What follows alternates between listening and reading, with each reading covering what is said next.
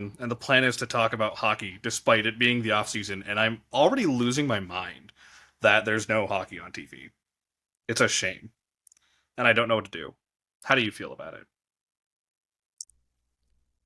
I mean, I've been watching like old hockey games from like 1968 to just get my fix. You telling me you've been watching games of when old Punchy McFace and Yes, the the New pretty York much, Rangers like dude. Yeah, pretty much. I mean, I don't know. There's not like my only fix for hockey on is Wednesdays with my men's league team. So I figured like I'll go watch old black and white games and just get in the spirit of the sport. And I don't know. Hey, ready for a little break.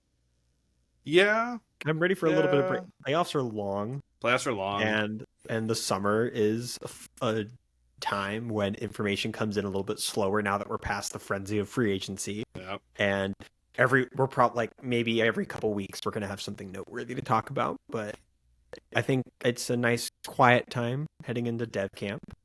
Yeah. Or dev camps are ramping up now. Yeah, their games are They'll going to have be wrapping up. camps will be starting up in a few months now, and before Uh, you know it, we'll be yeah, back. 2 months left, or actually maybe about a month and change before Yeah, before you know it, camps we'll are be out. back. On the So, bright I'm side thrilled. is baseball's fun right now. Yes, it is. Yeah, but we're not here to talk about baseball. We're here to talk about hockey. Welcome to the Up to Boards podcast, where we talk about stuff in hockey because we like hockey. My name's Yusuf. That's Alex, and that's Tyler. And we kind of were trying to figure out what we were going to talk about today, because as you know, the season's over. The draft is over. The draft's over, right? It's Yeah, done. Okay, it's good. Just over and done with. and free agency has more or less come and gone, and some insane things have happened. Some insane things happened. We touched up on this last week. I figured today would be a good day to do something that a lot of other creators like to do, and that is make way too early predictions and talk about each division, talk about the things they've done over the season and this off season, and see where we potentially will have them when October starts. So, what division do we want to start with? That's totally up to you all. Atlantic it is. Beautiful. We're gonna do this more or less 32 thoughts. Shout out Elliot Friedman, Kyle Koska style, hockey guy kind of thing. We're gonna run down teams. We're gonna talk about some details here and there. This might be a long one, and that's okay. So let's start in the Atlantic, and the best place to start is the team that won the Atlantic Division, the Toronto Maple Leafs. I don't think that's right. Ah, god damn it, we gotta start. Tyler, go. Actually, Well, I no, mean, we're not. No, not yet. It just like released the hounds. So the Toronto Maple Leafs, right? Finished first in the Atlantic. They had 52 wins last season, which, all things considered, pretty good. This did look like a better Leafs team. Their leading scorers from last season, of course, Austin Matthews, 78 points, 33 goals, 45 assists. William Nylander, 84 points, 45 goals, 39 assists. And some bum named Mitch Marner finished with 100 points, 102 to be exact, 27 goals, and 75 assists. As far as right now, the Leafs are looking as they do. The only notable additions and subtractions they've made in the offseason were getting Matias Michelli from Utah and Nicholas Waugh from Vegas because they lost Mitch Marner. Tyler, the floor is yours. well, I just read that the Leafs are actively trying to trade for Dougie Hamilton, which is kind of interesting. Huh? Yeah, that's like apparently they're like really hot on it. But so do with that what you Stop. will. I mean, it's amazing that they won the division. I'm not going to bash them too much. I think Craig Berube has honestly done a very good job with his Leafs team. Um, I do think, as big as a loss Marner can be, I think there was definitely a lot of tension on the bench last season. Uh, as we all kind of saw, Nylander and him were fighting, and I think there's just a weird amount of vibes going on in the locker room. So I kind of think maybe Marner getting a fresh start and getting his chance to shine in Vegas while also letting the Leafs kind of reset a little bit. And I actually don't hate the fact they lost him. I actually think it might be a good thing overall. Okay, Alex. I feel similarly. It's I think for them it has and always will be how people talk about the team. I think it creates unnecessary levels of tension and extra problems that they don't need to be dealing with. I think they looked like a better coached team last year than 2 years ago. What I think the question marks that I have are what does the product look like minus your top scorer? It's not like they don't have good players to step up and do the scoring. But it's just, I think there's just questions that they're going to have to go out and answer. They didn't go out on the market and try and fill the hole with another big fish. They just kind of stood pat and moved forward. I think they'll be an interesting team to see how they settle out and see what the chemistry looks like as they get rolling. But yeah, I mean, I don't have too many thoughts. I think everybody else up north will have plenty to talk about. I'm not gonna Say that. I'm not gonna pretend to have a take about Toronto. That's fair. This was touched up on by our friend of the show, Shadow, who was here with us last week talking about the Leafs. But it's going to be interesting watching this team without Mitch because you had one of, if not arguably, like top three playmakers in the league supporting one of the best goal scorers in the league in Austin Matthews.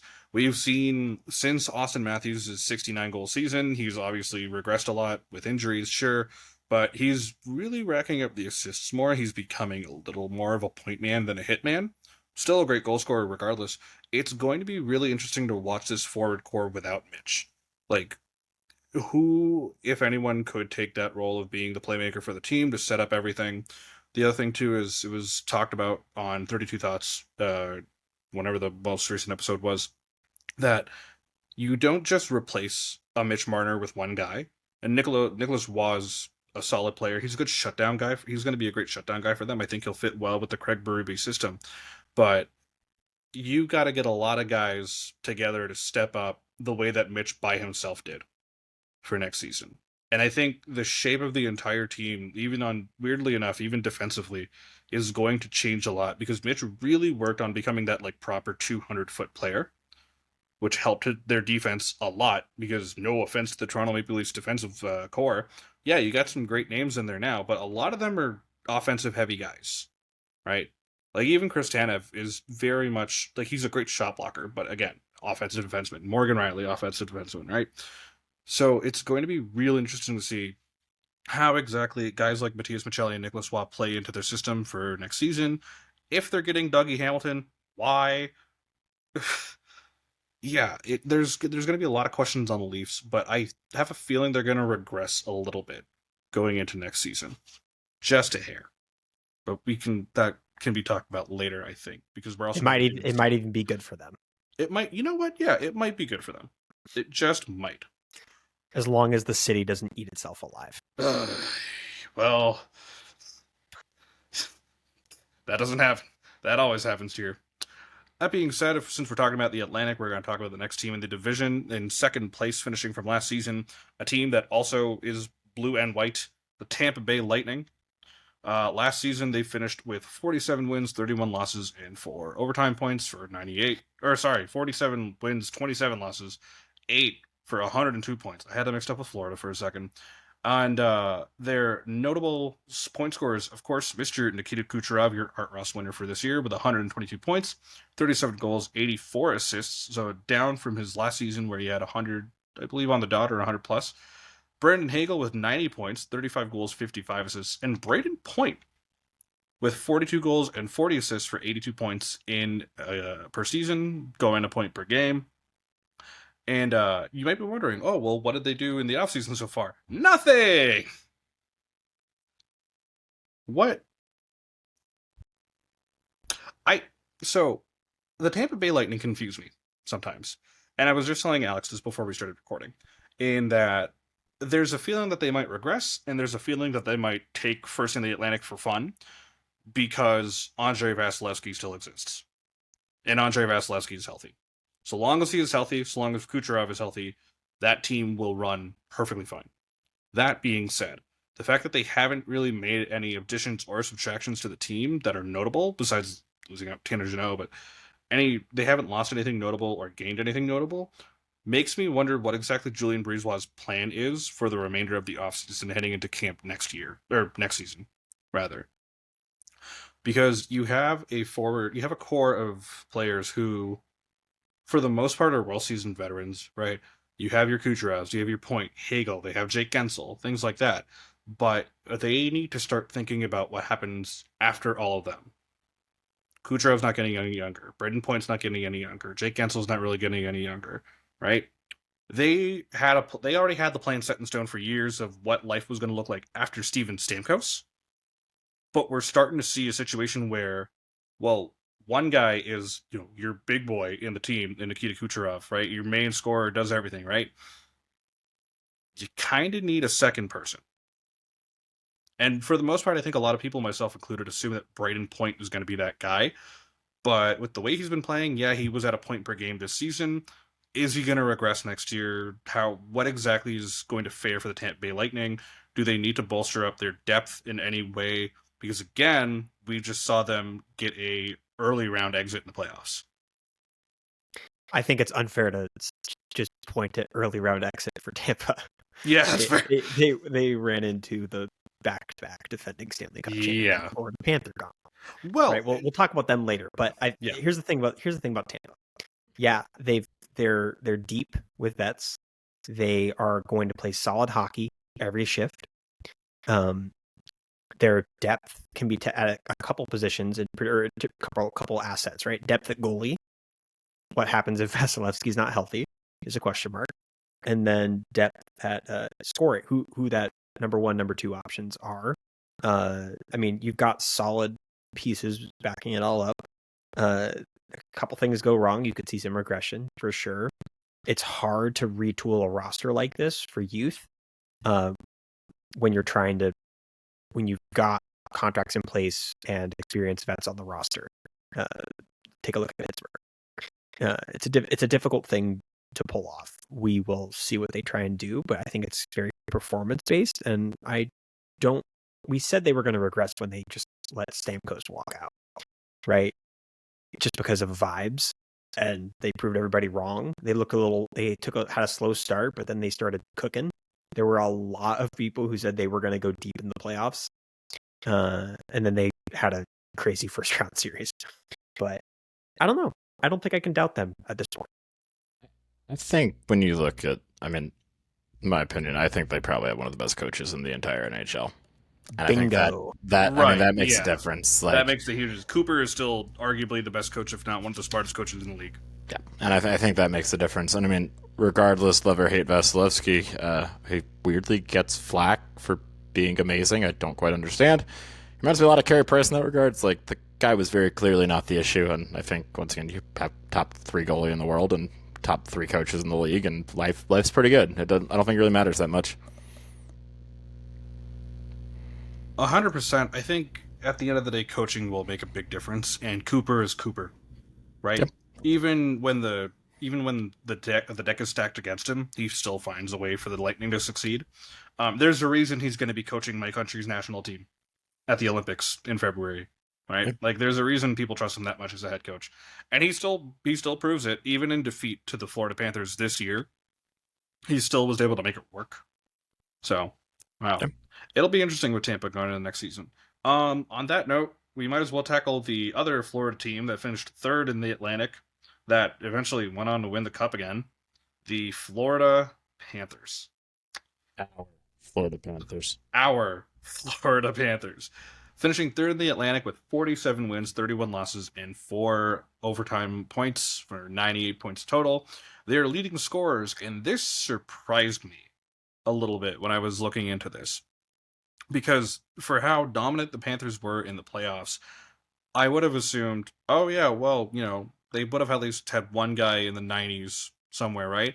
But looking at how their points were scattered made me realize just, how deep this team truly is. Sam Reinhart finishes first in scoring for the Panthers with 81 points, 39 goals, 42 assists. Sasha Barkov with 71 points, 20 goals, 51 assists. And Matthew Tkachuk, 57 points, 22 goals, 35 assists. Their most notable anything that they've done, addition subtraction wise, really doesn't actually go down to the free agent signing. It has to do with their own in-house signings. But the two to talk about, they trade out Justin Sourdif to make some space. Depth guy doesn't really make much of a difference. And they acquired Daniil Tarasov to be Bobrovsky's backup for next year. So they have a contingency for when they need to rest Bob, right? But everyone's going to talk about what they pulled off in right before free agency hit last week, and that was being able to re-sign and keep for the long term Sam Bennett, Aaron Ekblad, and Brad Marchand. Alex, would you like to take us?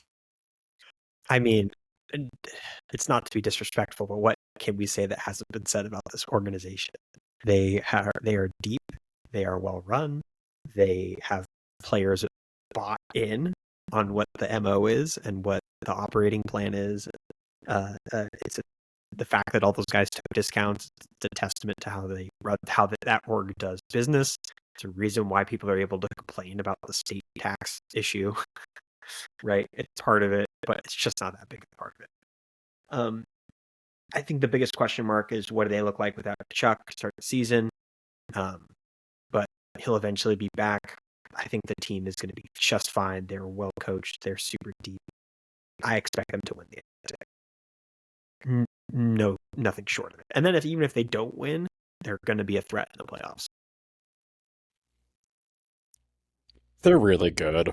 I mean, it really is just that simple. I mean, if you put enough beautiful names on a roster with a really, really good coach, I mean, anything can Shocker, happen. they win games. I mean, yeah, dude. I mean, everyone laughed at the Bobrovsky contract, and Yep. is it that funny anymore?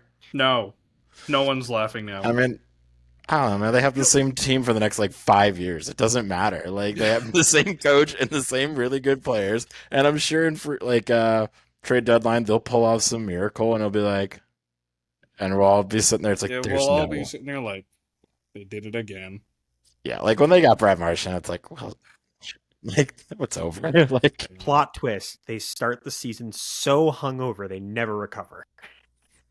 I They're gonna hope. find a way. If They only. will find a way. That could be There's the nothing we can only way say. to stop them, and I feel like they're still gonna do well. Yeah, That's the problem. They're That's perfect. just it, right? They nailed it. Yeah, it's terrifying just how good the Panthers are. And I think I don't know why I was thinking about this recently, but it's crazy that they've made 3 straight cup finals now. The first one they never should have made in the first place because of what happened before the playoffs and how standings worked and, everything. They just snuck their way to the playoffs, made the final, played against Vegas, and everyone went, well, of course they couldn't beat Vegas. Vegas is just too humongous with their 6'4" defenseman core, right? Humongous big. Humongous big. Yes. Shout out Briz. I miss Briz. We all miss Briz. Last year, they go into the playoffs, and everyone goes, okay, they look really, really good. Like, they're deep. And they're able to, muscle out victories here and there. Now, looking at how last season was, the season previous to this past season, they are the same team, yet hungrier and hungrier. And from Game 7, the Stanley Cup Final, the season before with Edmonton, narrowly beat them out. Right? They did all they could to try and tire out Edmonton. They were up 3-0 in the series, dropped 3 games in a row, managed to just squeak it out in Game 7. To looking at how they finished series in this recent playoffs, just utter domination, scares me that they're just going to take the league hostage for the next 3 to 4 years. Especially now that they've capped everyone. This is a team that knows how to win. They were built to basically take over. And they're doing just that. Oh, what a time. Oh, what a time. Speaking of teams that were indeed built, the Ottawa Senators. Next up. Finishing 4th in the Atlantic, 45 wins, 30 losses, 7 OTs. Your leading scorers for the Senators were Timmy Stützle, 79 points, 24 goals, 55 assists. Drake Batherson, 68 points, 26 goals, 42 assists. And Jake Sanderson, 57 points, 11 goals, 46 assists. Their only real notable addition has been Jordan Spence so far. They really haven't done much else. And as far as anything that they've lost goes, the only thing I could think of is they've lost their first rounder next year because of the Evgeny Dodonov stuff. Which, if you were thinking about tanking for Gavin McKenna, not anymore. Or Verhoff, but yeah. The Senators are so interesting to me that all it took was a change in ownership, and they've flipped for the better. And I think they are starting to figure out more and more what exactly their identity as a team is in this league, right? Because they're starting to build up a team of guys that are willing to get a little rough, but want to base things on skill. Otherwise, it's not why. Like, even they got rid of Josh Norris, which was such a strange trade, but getting Cousins out of it was pretty good. But you have guys like Timmy Stützle who are going to be your number one point getter for God knows. He's going to be your franchise name for the future. And then having guys like Jake Sanderson, Drake Batherson, right? It's those guys that will hold everything down, but they like to play a little rough. You still have Claude Giroux hanging around for another year. He's going to be furthermore a great veteran presence for you. Brady Tkachuk is still your captain, which I kind of find confusing, but hey, you know what? Up to you. The Senators, I feel like, are going to take a big step forward this year because now they had a taste of the playoffs against the Leafs, and I think they now start to understand oh, this is what we're playing for. Okay, we've got more to play for though. So I feel like they're going to make the Atlantic fun, ish. I think there's a couple teams in the Atlantic that are going to make it fun, and I think the hard part is there's only so many playoff spots, and I think some of the young teams, all the young teams, got better. So we'll get into that later, but to focus on the Senators, I think that they found themselves last year, and it's about proving that wasn't just a fluke. So I think they did nothing really. I mean, I like Jordan Spence, but I don't think they made enough of a splash to really do anything different than what they did this year. I mean, honestly, I think they'll probably have about a pretty equivalent season of this year and maybe a little bit worse. I mean, my only big question for them was Linus Ullmark. Never can get it done in the playoffs, and this year he couldn't get it done in the playoffs. Bruins, he couldn't get done in the playoffs, but I just feel I don't know, they didn't really make a big splash, and I feel like I don't like when teams sit idle. Speaking from experiences, my team did that last year, and it went really far downhill. So I don't know, I don't like sitting idle, so I'm not a big fan of what they did, to be honest with you. Definitely is a little odd that they've sat idle so far in this free agency, but I think that they're waiting to make something of a substantial move. Yeah, Jordan Spence doesn't really scream, "Oh my God, look what the Senators did." Yeah. But you have to think that Steve Staios has something up his sleeves for the future of the Senators. It's not that they're a piece away from making the playoffs. They just did that last season. But what is it that they need to sort of get them over the hump of how do we contend in the playoffs? Never mind just getting over the first round hump. That's whatever, right? But it's the hump of how do we make an impact in the playoffs moving forward? And maybe Linus Ullmark does come into his own next season. Maybe he does prove that he can be the guy, much to Teller's dismay. But I'm trying to be a reality person I here. know you're trying to be realistic here, but I'm not. I just want to have some fun. Yeah, I can see the Senators definitely fighting for a wild card spot. It also depends on how the Metro looks next season, but we'll get to them later. For now, yeah, they haven't really done much, and I think that's okay. Weirdly enough, I'm okay because the Senators, while finding their identity, I think they're still trying to also figure out how do we use what we have how do we push what we have forward. I just feel like the next two teams we're going to talk about are going to completely make the Senators irrelevant.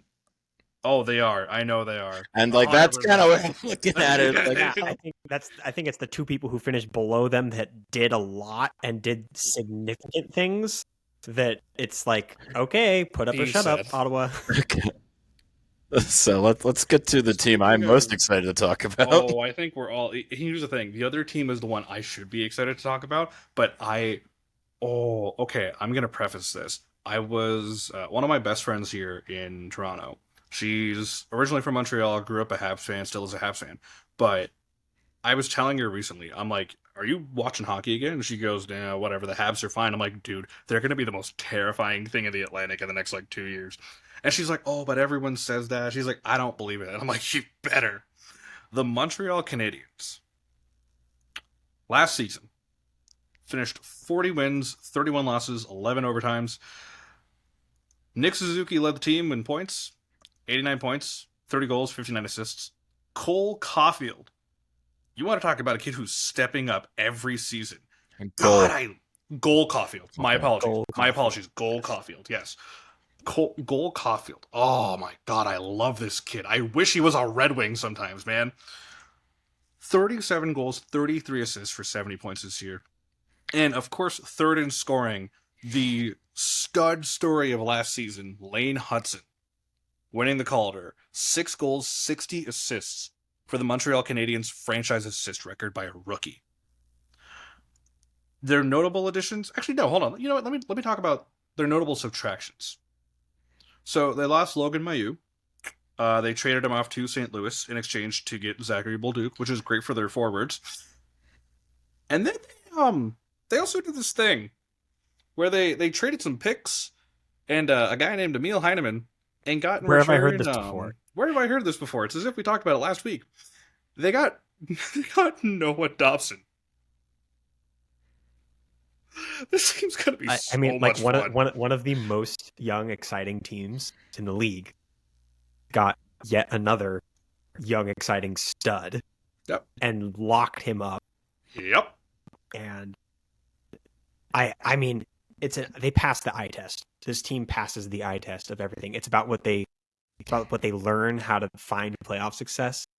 They're going to go in the next year with expectations of be good, get into the playoffs, and show us that you can learn. But it's not cup expectations or anything. No. They're kind of like, I think they are set it and forget it. This team is going to I think, have one of the top 3 spots in the Atlantic. They are good. I've watching them play last year. Blast. So good. I mean, I will never forget it. The Ducks and Canadiens had some thriller games last year, and you could see how much fun that team is going to be. Oh, I mean, both teams in that particular game. But I'm so high on the Canadiens for next year. Oh my gosh! And how can you root against them when Marty St. Louis is their coach? Like, how could you possibly root against this team? And none of their players are they're just like a bunch of happy kids. Yeah. Like, I've never seen a team look happier to score a goal. It's like the opposite of the Canes from a few years ago. They're a bunch of jerks. These guys are just a bunch of happy guys. Like, it's just great. It's like they're just happy to be there, just having a great time playing hockey, and it's great. I can't believe we haven't said it yet, but Demidov next year. Oh, I know. I'm so ready for Demidov next year. We're going to see a full season of him. Just hand him the Calder now. Yeah. It's going to be great. Yeah.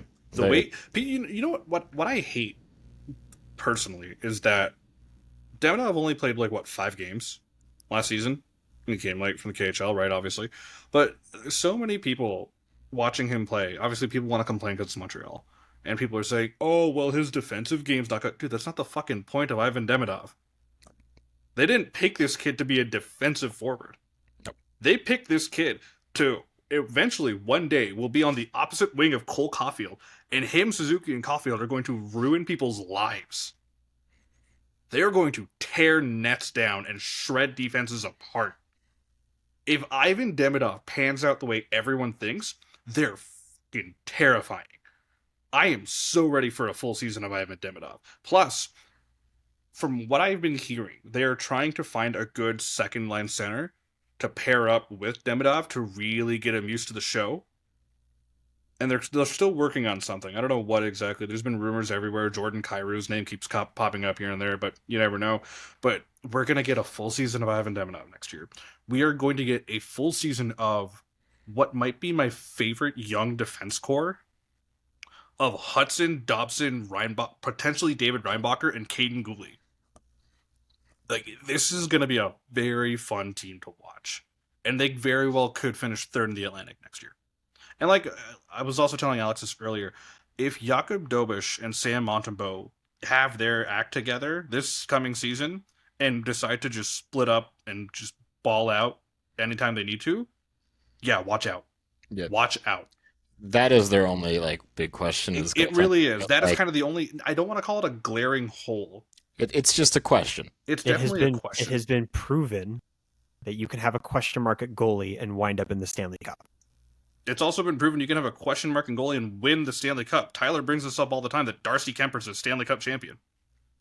To be fair, he had a really good year last year. So he did, yeah. He was good last year. He did have a good year last year, but he still did finish with a below 900 on route to winning a cup. He was he was actually not the 16th worst goalie in the playoffs. That's the best part about when he won. That's true. He was the 17th worst goalie in the playoffs, which is my favorite fact about that whole All year. right, all right, all right. Let's All right, not get next, too sidetracked. all right, With the I believe Montreal there's Yes, we're gonna get another to red team that we need yeah, to we discuss. need to talk about a team that's just overrated. I'm gonna say the same thing about the Rangers, man. We're Don't not. even dare. We were terrible last year. All right, let's get into Detroit. Let's talk about Detroit. Our Detroit Red Wings. Finished with 39 wins, 35 losses, and 8 overtimes last season for 86 points. Our leading scorers were Lucas Raymond with 80 points. God bless him. Alex DeBrincat, 70 points, 39 goals for Alex DeBrincat. He was one short of another 40-goal season, which I'm kind of bummed about, but you know what, whatever. And of course, Dylan Larkin with 70 points, 30 goals, and 40 assists. I should have mentioned Lucas Raymond had 27 goals, 53 assists, which is kind of nice. Notable additions and subtractions. As far as subtractions go, we finally got rid of Vladimir Tarasenko. It never really worked out in Detroit. He just, unfortunately just took up space. And Peter Mrazek is gone again. Praise be, because, well, we traded Peter Mrazek in order to get probably the biggest addition for the Red Wings this offseason in John Gibson. We've talked about this last week. We've got our number one guy going forward, and Steve Yzerman picked up some depth pieces along the way. We couldn't lock down any of the big names we wanted to, but Mason Appleton, James Van Riemsdyk, and Jacob Bernard Docker, all solid depth guys for the Red Wings going forward, while we work on getting the young core up. They're going to be, they're going to be fun for me to watch. Can I break it down for you? Sure, go for it. I think they're, first off, yes, fun to watch. I think they've been fun to watch as an outside fan. I think they've been fun to watch. 100%. Here's the entire thing comes down to, can John Gibson stay healthy? Yeah. That's the entire thing. That's what it's always been in Anaheim. Really, yeah. I love John. I love Gibby. I love Gibby. Oh my God, it hurt to see him go, but like, is he going to be healthy when you need him healthy? Yeah, all 30 games he plays a year does matter, but like, it does. It's only 30 games a year or whatever. I mean, that was he's remarkable. He can be a 1-1. You don't have to worry about that. You just have to get him there. Yep. Keep Sam Bennett far away from him. That's it. That's the whole thing. Yeah. I think the rest of it's there. 100%. I think here's the thing. I definitely had, I don't want to say my doubts when you gave me the great news that we got John Gibson, but the injury thing is what came to mind almost immediately. And he's had his fair share of injuries. You, being a Ducks fan, of course, know that. And I definitely have my doubts, but I feel like there's a reason Steve made this trade knowing that. Like, fully knowing that he has injury history, there's a reason Steve made this trade. Now, we have John for the next 2 years under contract this season and next. By that time, hopefully, Sebastian Kossel will be ready to go, come up, and probably split some time with Gibby. But for at least right now, like, that's later. For the now, this coming season, it's make the playoffs. It has to be. 2 seasons ago, we almost made it, and then Alex Ovechkin screwed us. Actually, it was John Tortorella's fault, if anything. John Tortorella screwed us. And then last season, we fell off a cliff, which was not great. Even though Todd McClellan really gave us a chance and has helped the team drastically coming off of Derek Lalonde, again, we fell off a cliff in the end. We just couldn't get it done. I think this is the season, especially now with Gibson, if we can keep him healthy down the stretch, this is where the Red Wings finally can make the playoffs. If not third in the Atlantic, a wild card would be fine. I'm okay with that. And it's going to be like Montreal last year, right? Get a taste of it, see how things feel, and then the next season after that, go for it, right? But this team's going to be fun going forward. Dylan Larkin's still healthy. Lucas Raymond has got all the time in the world to really become a stud in the NHL as a winger. I think he is going to be like a very notable name in that market in the next 2 to 3 years. Patrick Kane has, of course, stayed with the team. He's going to be here for 1 more year. And even looking at defense, Moritz Seider, he's still young. He's got all the time in the world to be, a high-profile right-shot defenseman. Simon Edvinson's really looked good last season. And then we have potentially Axel Sandin Pellikka, who everyone's calling Victor Hedman light, which I'm happy about. Potentially coming up. There's rumors of them trading for another right-handed defenseman. I don't know how I really feel about that if that trade goes down, but we'll see. And even in on the forward core, as far as depth goes, a lot of the young guys are staying. Carter Mazur's coming back next year once he's healthy. Marco Casper looked great this season for his rookie year. Elmer Soderblom, the 6'8" giant, is coming back. Like, I am very looking forward to the season for the Detroit Red Wings. Very, very looking forward to. And hopefully, maybe at the deadline, we'll make a splash. But I can see them potentially getting a wild card spot next year. On that note, time to talk about depressing teams. Buffalo. The Buffalo Sabres somehow didn't finish last. I didn't know they weren't last season. What a shock. I'm actually happy for them. I'll get into that, but yeah. I know, yeah. Buffalo Sabres finished with 36 wins, 39 losses, and 7 OTs. Tage Thompson led their scoring with 72 points, 44 goals, 28 assists. Rasmus Dahlin, 68 points, 17 goals, 51 assists. And JJ Paterka finished third in scoring with 27 goals and 41 assists. Their most notable acquisitions they made in this offseason so far have been Josh Doan, who's definitely not ready to play yet. He's probably got another couple years in the A before he even thinks about making the team. But Buffalo's Buffalo, so you never know. Connor Timmins, Isaac Beliveau, and Alex Lyon, as well as Michael Kesselring. And their notable subtractions were Connor Clifton, who was involved in Delta Pittsburgh to get Connor Timmins. And, of course, JJ Paterka. They traded off their third best scorer this season to get Kesselring and Josh Doan out of Utah. Apparently, they had their eyes on Kesselring during the offseason, and this was the only way to do it because Paterka wanted out. So, how do we think Buffalo's going to fare next season? I think we're looking at a repeat. I think they're stuck. I don't trust. There's nothing I trust to get them off out of where they are. I mean, I love Tage. He's sick. He's so sick. But I think this franchise has proven we can't give them credit. They're going to have to prove it, and it's going to take a while for that to happen. I think people were really high on them heading into last season, and they disappointed everyone. And lo and behold, they wound up exactly where they were, or where they've been the last few seasons, hovering around NHL 500 and having some pretty tough stretches of the season. So Yusuf knows me, and if anybody watches this, they know that I swear you need two things to win things, which is a coach and you need a goalie. And I actually think they have a goalie. I actually like UPL a lot, and I like Devin Levi. Um, I think the big thing that they're missing is a coach, because I don't understand. You got rid of the guy, and he went on and did nothing of note. And then they So you bring him back. I'm back, Lindy.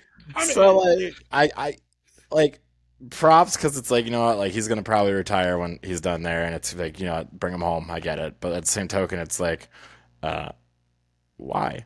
It's just quite simply why. I mean, like they're far better coaches. I mean, dude, honestly, like with their young team, just go get a guy from college. Go do something interesting. Like, and they just keep. I just feel like they keep running back the same mistakes, and whether it's football, baseball, or whatever. I mean, management's management, and I think if Buffalo sold to a new ownership group and actually just restarted from the ground up, it'd be great. I mean, I know I told you I went to the Sabres game like 2 years ago. I went to a Sabres game. It was their commentator's retirement night. It was amazing in there. The atmosphere was great, but like the floor was, you know, like an old concrete, like a greenish concrete. Like everything was just very much stuck in like 1995, which is cool and it's kind of like an ultimate throwback. But like at the same time, like we have gotten past Labatt Light. Like we can do slightly better. And I think that just kind of speaks to the whole franchise, to be honest with you. I think it's just there's a cultural issue there that needs to be redone. I think it's just that easy. So before Alex, you say anything, there's breaking news. Oh, Because funny enough, this comes perfectly with Tyler talking about getting a college guy. For those that have been keeping up, or those that have heard the name Isaac Howard be thrown around every now and then here and there by because the Tampa Bay Lightning had him, he's been traded. Okay. The trade is 1-for-1. Isaac Howard will be going to the Edmonton Oilers in exchange for Sam O'Reilly. Interesting. Yeah. Okay. Okay. Probably one of the better college free agents we've seen in the last little while. No one's really talked about him recently because Tampa had no reason to do anything with him because Tampa was busy being Tampa. And all we've been hearing in the offseason so far was that they're planning on trading Howard. They're not going to extend him, nothing like that.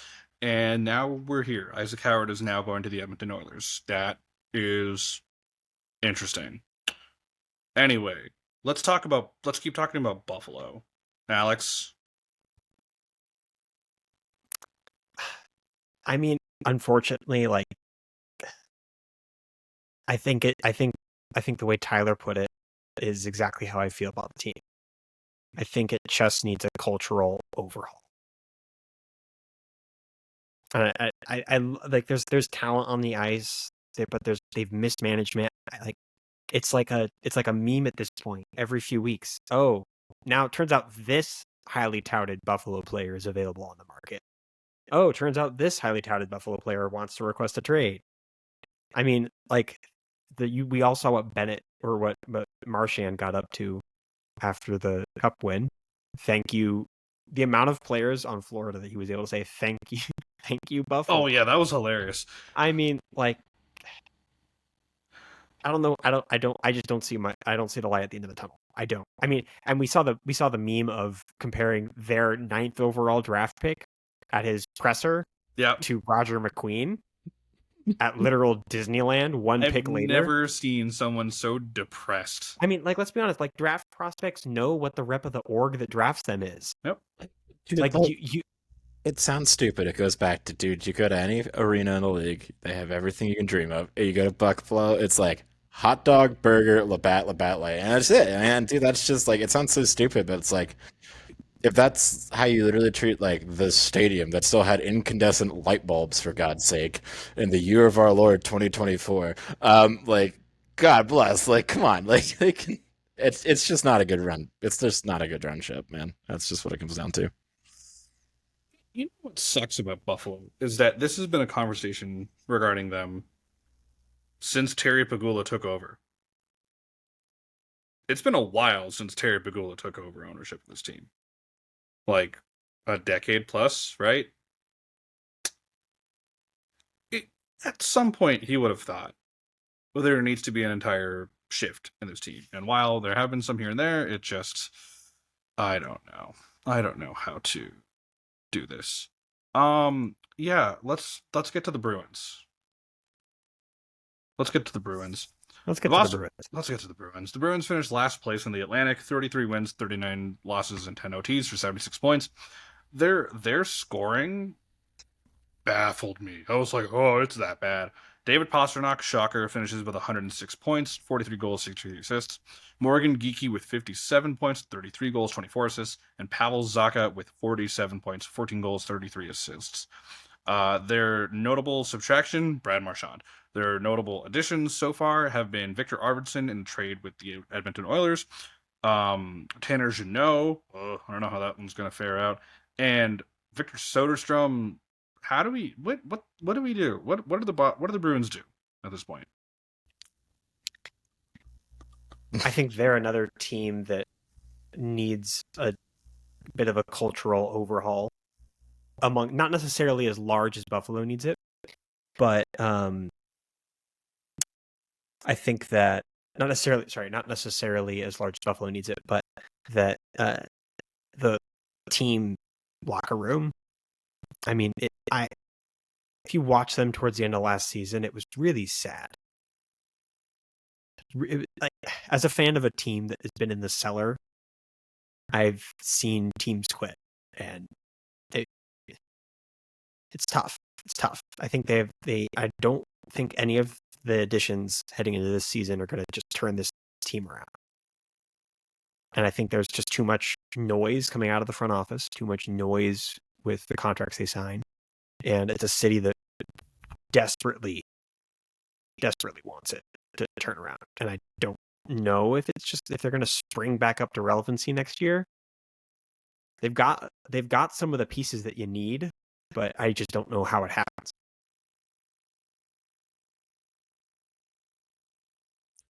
So I think this is going to be a really easy one.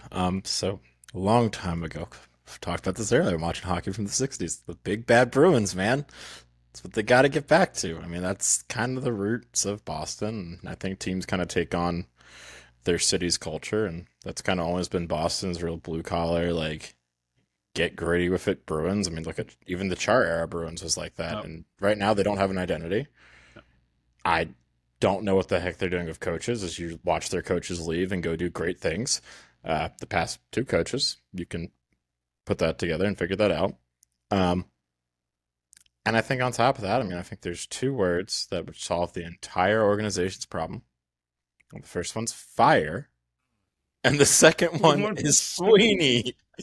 And I think that's really just a simple way to say it. And I think that's kind of my big takeaway for all this is just like,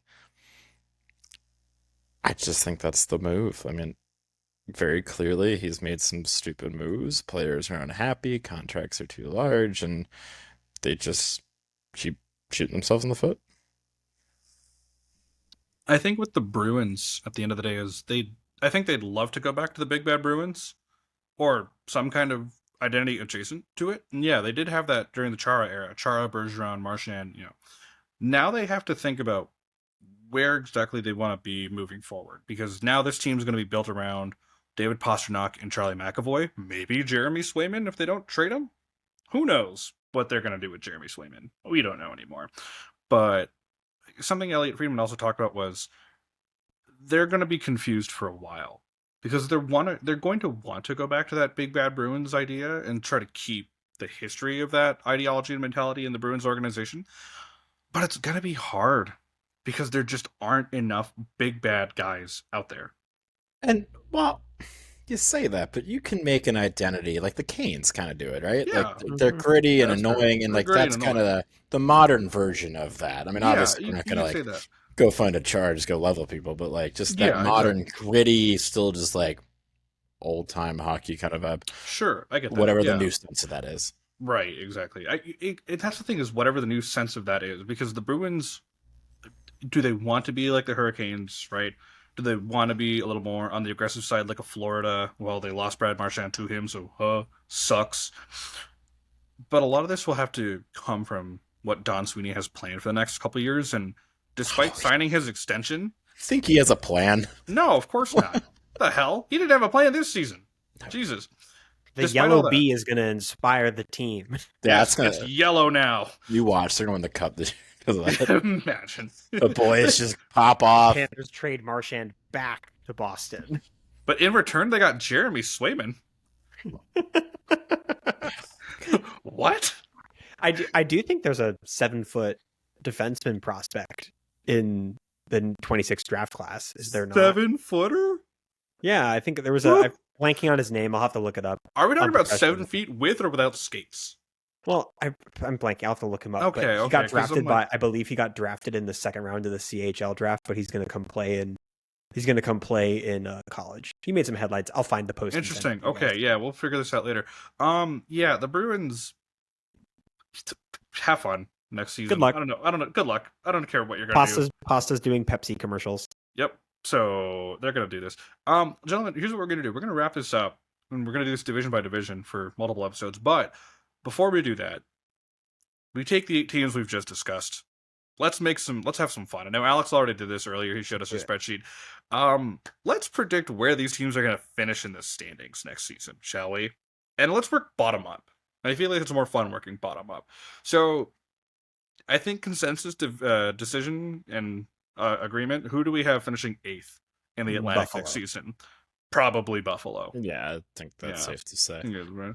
7. Boston. I was gonna say Okay. Boston, Buffalo, interchangeable They 7, really 8. are interchangeable 7-8, I think. Mhm. Because I was going to say Boston 7. That's fair. I'll Yeah. I'll consider that. That's fine. Okay. Yeah. Alex, probably the same, right? Yep. Boston, Buffalo's interchangeable at this Boston, point. Buffalo, interchangeable. Who tanks worse? Yeah. We'll see. 6, I think, is going to be Ottawa. I was gonna say Ottawa. It's Ottawa. Ottawa. Yeah. And, to what we were describing earlier, and as much as Ottawa's taken a jump, and like I said, they've gone idle, but they at least made the playoffs last season. a lot more was done with other teams that will help them get over Ottawa next season. Agreed. 5th. I'm sorry, Yusuf. That's fine. It's not a bad spot to be. No. It's not a bad spot to be. I know. Just say the Toronto Maple Leafs already. Yeah, you're Detroit Red Wings. Yeah, that's fine. I was gonna say Toronto. I think they're gonna get eaten apart by their own city, and they're gonna make it worse. Well, than they it has probably to be. will, dude. Okay, because I will let you guys know how that all goes on opening night. This is interesting because I had. This is actually interesting. Okay. If you're about to tell me you had the Leafs in the top 3. No, I actually have them in 4th. Oh, thank God. Oh, my God. You scared me for a second. Speaking of 4, that's where I've got Detroit. Yeah, so it's so tough to me because I want the Red Wings to be in that 4th spot, but Montreal, man, I think that's another interchangeable in this division. Oh, see, I got Montreal, dude. They're gonna go with like 3rd. Oh yeah, I probably have them in 3rd. Yeah. Montreal is my 3. Stamp it. Yeah. My swing is actually the team I've got at 2. Which is Tampa? I think it's Tampa. I agree. I agree. I think if Vasilevsky has a healthy year, 2. I mean, if Vasilevsky doesn't have a healthy year, they could be anywhere from 4 to 6. Yeah, see, 100%. and that's where I agree with the Red Wings thing. If John Gibson just cooks, oh my God! Oh, the Red Wings are top 3. Sky's the limit. Yeah, but exactly. I'm if being John Gibson. If John Gibson has a regular season for himself, like, then yeah, God, we're so fucked. Yeah. And this thing is like realistically, I think I have the Toronto Maple Leafs at 4. Like to your point, Alex, I think they are going to get eaten alive by their own fan base, and the media is not going to be fun because the media doesn't affect things that happen in Toronto. Yeah, is that why you lost all those great players over the last couple of years and people complain about this all the time? Sure, totally not. I think the big thing is just Matthews. Like, I like Berube, but like it's a very defense system, and it's like the forwards have to take a beating, and I think it's going to start weighing on Matthews a little bit more than people realize. I think so, and especially considering he missed considerable amounts of time this past season with injuries, where it's going to get interesting seeing how Matthews works with the Berube system. Yeah. That being said, I think the Leafs, the Red Wings, I don't mind keeping at 4. I think the Leafs I would put at 5. I would agree with Alex there. My top 3. It's Montreal at 3, Tampa's at 2. I think they stay at 2, but Alex, to the point of the defense, if Vasilevsky gets hurt again, they're screwed. No, they're absolutely done. And to the point I made earlier talking about them, I fully believe the Panthers are taking the division hostage this year. Bob. Yep. Bob. They're gonna mop the Atlantic. I wanted to add one quick point about Gibby. Go for it. No, I didn't. I forgot. I got from the Ducks' perspective. From the Ducks' perspective earlier, it has been well known and well documented. The reason why this trade has been rumored for so long is that Gibby just has wanted a fresh start. He has wanted to be told the crease is yours. We're not considering other things. He wants a fan base. I mean, it not wants anything different with the fan base. He wants a fresh start on a contender to make the playoffs. So Wings check all those boxes. In addition, they've got a great environment. You're going to see a motivated John Gibson. And health can come down to a lot of conditioning. And I think he's going to put in the work to be in the best shape he can be. And I think you're going to get a healthy Gibby this year, but that's just what my heart wants. Again, keep Sam Bennett away from him. No. And to that point, I think goalies are going to make such a difference this season. They always do, right? This might be the division of the goalie. Yeah. It'll be even we have the Metro. Calm down. It'll be that's true. We do have the Metro. It'll be better when Montreal somehow gets Jeremy Swayman. Imagine. But to the point, and I want to end this with Florida. And Tyler and I have talked about this and joked about this for years. When that Bobrovsky contract was signed, everyone looked at it and went, "What the fuck are you guys doing?" Because Sergei Bobrovsky, while being one of the better goalies in the league, is known for being the most coin flip goalie you'll ever get. One season he's going to win a Vezina. The next season he looks like friggin' Peter Mrazek on a bad day, which is every day. Second most coin flip. Jacob Markstrom is still Jacob Markstrom is like a word. But to that, for the last few years being in Florida, we always looked at Bobrovsky like that contract's looking weirder and weirder as the years went by. And then within the last 3 years, everyone's just shut their mouths because Bobrovsky flipped the switch on and went, yeah, no, I'm worth it. I'm worth it. He's got 2 Stanley Cups and made 3 straight finals, right? He could win a 3rd Stanley Cup next year. Which, if I'm not mistaken, this is the last year of his deal. Yeah, I think he's got one more. No, 7-year deal, right? 7-year, $10 million. Yeah, man, hold up. He signed it in 2019. So if my math is correct, that deal's up at the end of next season. Fun fact: Florida currently has a negative cap space. Just pulled. Yeah, well, this is the last year. Yes. Yes. Tkachuk is going to start the season on LITR. So. Oh yeah, so they'll figure out something. They'll be fine. Bobrovsky going into now what has been a hot streak for the Panthers, two cups, 3 finals. He's in a contract year. I think we're gonna see Demon Bobrovsky this season. I think he's going to be unstoppable. I think Officer Bob's been on the case for 2 years. Used if I think it's he ain't Officer Bob no more. He's gonna be freaking Captain Bob at this point. He's at least a detective at this point. Yeah, he's moved up the ranks a bit. Detective Bobrovsky will be on the case. And yeah, I think that's where we can settle it. Any final thoughts we got before we close at least the Atlantic chapter of these videos off, gentlemen? Too better. I think that we better get used to seeing elbow room a whole lot more, even more somehow. Yeah. I hate the Atlantic because they just take 2 playoff spots from the Metro, and it's really just frustrating as hell, to be honest with you. It's just annoying. Hey, we'll get to the Metro later, but are there other teams in the Metro really deserving of a playoff spot? Yes, there are. Okay, besides the Columbus Blue Jackets. No, there's not. I'll accept my pain, thank you. Exactly. There you go. On that note, this has been the Atlantic Division way too early predictions for Up the Boards. I'm Yusuf, that's Alex, that's Tyler. We will be back for the Metro whenever we get time to record the videos about the Metro, Central, and Pacific.